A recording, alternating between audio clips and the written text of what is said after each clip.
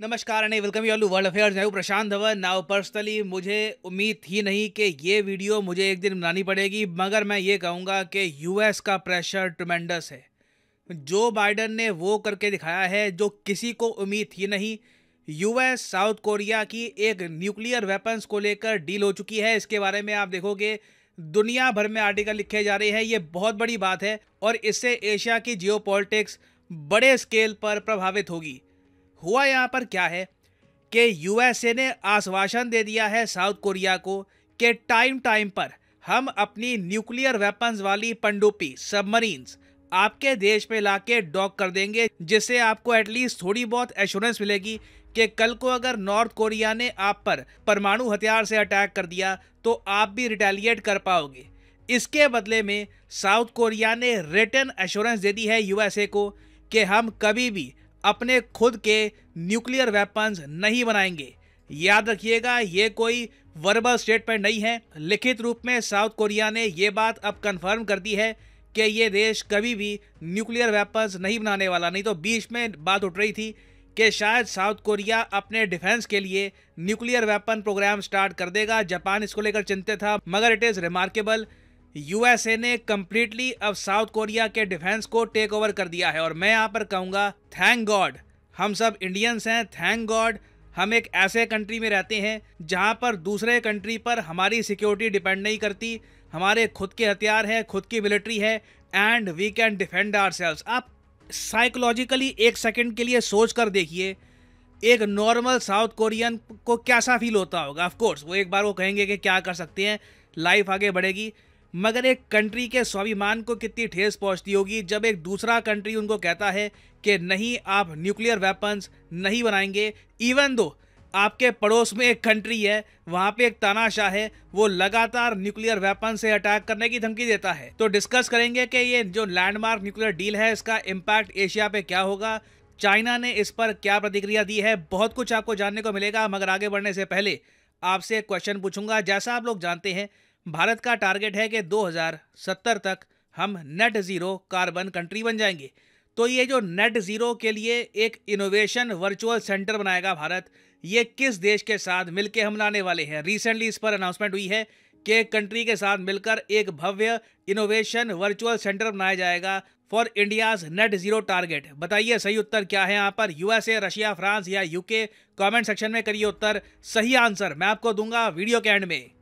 All right, तो सबसे पहले जो बेसिक्स है यहाँ पर ये क्लियर कर देते हैं। दुनिया में टोटल 9 देश है जिनके पास न्यूक्लियर वेपन्स आपको मिलेंगे। अगेन, हो सकता है कि कुछ देश हो जिन्होंने बिल्कुल सीक्रेटली अपना न्यूक्लियर वेपन प्रोग्राम डेवलप कर रखा है, जिसके बारे में दुनिया को बिल्कुल भी आइडिया नहीं है। एक दिन वो लोग अनाउंस करेंगे, वो अलग बात है, मगर जिन कंट्रीज़ के बारे में बेसिक आइडिया हमको है कि इनके पास न्यूक्लियर वेपन्स हैं, इनकी लिस्ट आपके सामने है। Russia, USA, China, France, UK, Pakistan, India, Israel और नॉर्थ कोरिया। नाउ इन 9 कंट्रीज़ के अलावा ना 5 कंट्रीज़ हैं जहां पर यूएसए अपने न्यूक्लियर वेपन्स रखता है।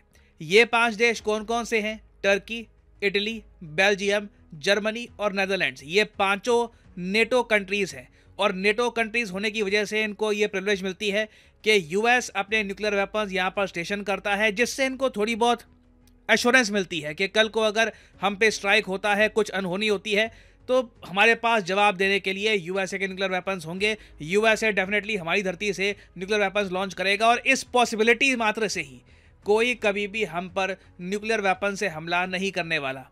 नाउ साउथ कोरिया की प्रॉब्लम देखिए यहाँ पर बहुत ही बेसिक है। साउथ कोरिया एक नेटो देश नहीं है।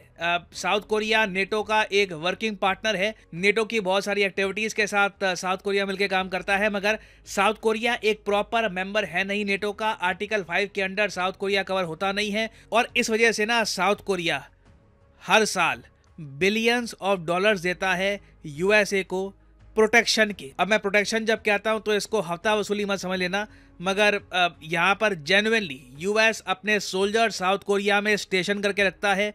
उसके बदले में साउथ कोरिया की सरकार अपने टैक्स पेयर से बिलियंस ऑफ डॉलर्स दे देती है यूएसए की गवर्नमेंट को, और इस तरीके से साउथ कोरिया कैसे ना कैसे करके अपनी सिक्योरिटी संभाल के बैठा है। और अगर आप जानना चाहते हैं कि कितना पैसा देता है साउथ कोरिया यूएसए को, तो देखो एक टाइम था जब डोनाल्ड ट्रंप के अंडर साउथ कोरिया पे इतना दबाव डाला गया कि हर साल तुम $5 बिलियन दोगे यूएसए को, तभी यूएस अपने सोल्जर साउथ कोरिया में डिप्लॉय करके रखेगा। साउथ कोरिया ने उस वक्त बहुत बार मना किया, कहा कि 5 बिलियन बहुत ज़्यादा है, ये पे नहीं कर पाएंगे, मगर इन दी एंड डोनाल्ड ट्रंप का जो दबाव था ये रंग लाया और साउथ कोरिया ने ना सिर्फ $5 बिलियन, टोटल जो अमाउंट पे अभी ये एग्री कर रहे हैं ये है $8.5 बिलियन। साउथ कोरिया कह रहा है कि ये $8.5 बिलियन हर साल यूएसए को देंगे, सिर्फ इसलिए क्योंकि यूएस अपने सोल्जर्स साउथ कोरिया में डिप्लॉय करके रखेगा। इससे इनके लोगों को ना एक मेंटल पीस मिलता है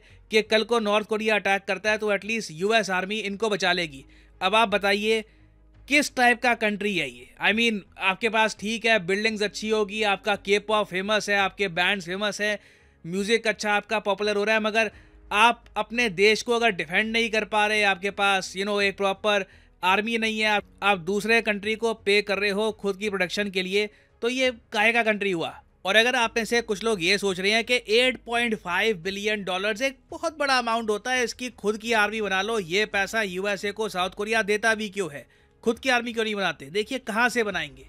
आबादी क्रैश कर रही है, बर्थ रेट 1.5 से भी कम है, उसके अलावा जो यहाँ पर नौजवान हैं वो राष्ट्रवाद में यकीन करते नहीं हैं, आर्मी मिलिट्री से दूर रहना चाहते हैं, तो कहाँ से ये मिलिट्री मेंटेन करके रखेंगे?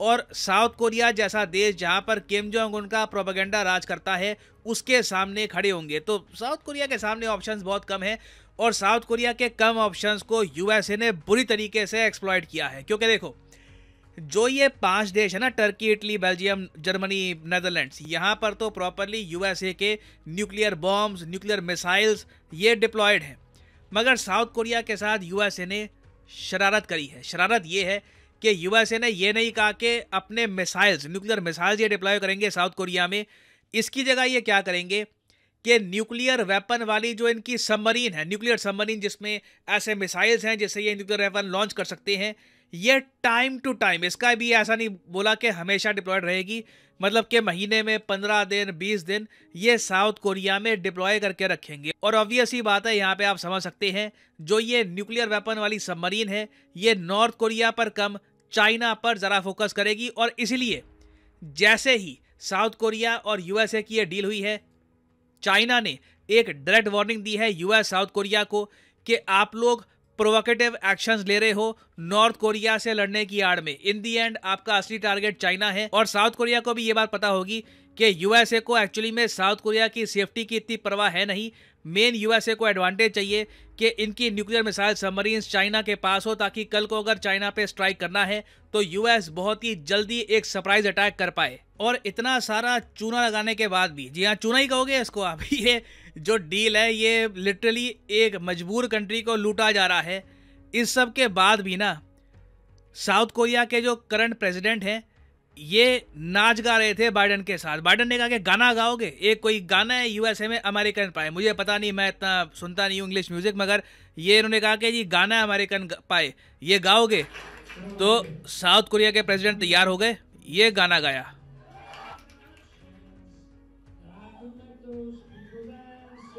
ये होती है सॉफ्ट पावर, आपकी जेब भी काटेंगे, आपको अच्छा भी लगेगा।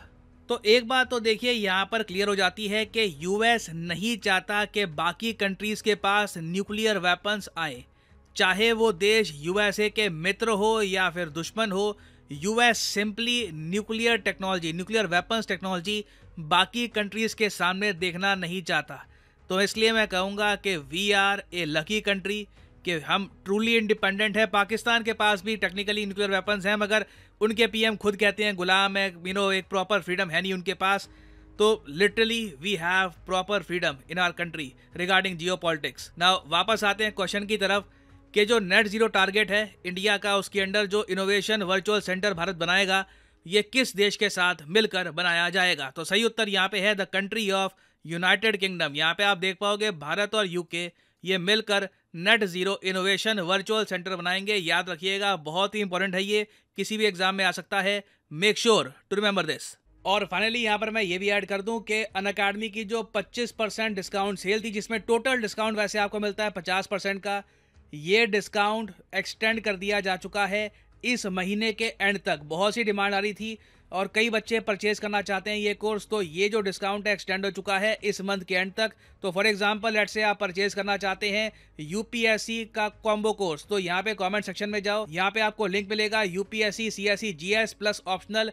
इस लिंक पर करिए क्लिक और यहाँ पे आप परचेज कर पाएंगे ये कॉम्बो कोर्स, जिसके जरिए आप यूपीएससी प्रीलिम्स, मेंस, ऑप्शनल तीनों की ही तैयारी कर सकते हैं इन अ सिंगल परचेज, और आपको फ्लैट 50% का डिस्काउंट मिलेगा। और ये डिस्काउंट अवेल करने के लिए कोड यहाँ पर डालिएगा PD10 और अपने आप प्राइसेस गिरना स्टार्ट हो जाएंगे। You will be able to save a lot of money, so use the code PD10 and save money. इसी नोट के साथ ये है वीडियो का अंत। Thank you for listening and as always God bless you all.